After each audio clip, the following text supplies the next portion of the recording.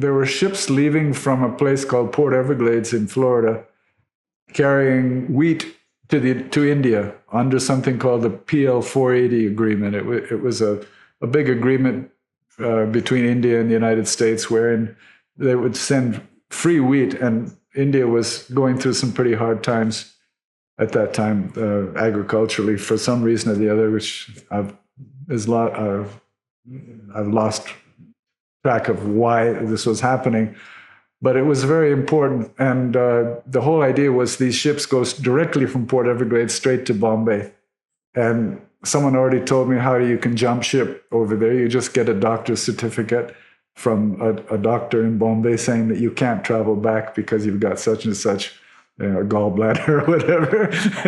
And so I had it all worked out. Okay, I'm going to go down, go to the Miami Serpentarium, meet Bill Haas, and my goal thing that I have to do, and then jump on a ship and go back to Bombay. I already had a union card from the Seafarers International Union, so I could join ships and stuff like that. I'd done the whole rigmarole with his union stuff and all that, which is another completely different story. But ships going from Port Everglades, those grain ships had stopped by that time, and I had enough money in my hand to buy a ticket, and I thought, well, I might as well, instead of work my way across, be a passenger on board a freighter. So I had this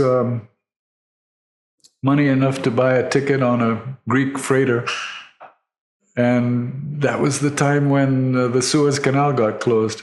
So we had to come all the way around Africa. So this trip of less than a month to India became a 2-month trip. 2 months on board a Greek freighter, man. I got so tired of the noodles they made, and very few of them spoke any English. So I read every book that I could get a hold of in their meager library. And what I did have is a collection of the latest LPs, which I was bringing home to my brother in Bombay. And there was a stereo system in the officer's saloon. So I just put a stack of records on and I'd have music all day. It went to everyone's room, and some of the crew would listen to the music and they said, this one is good.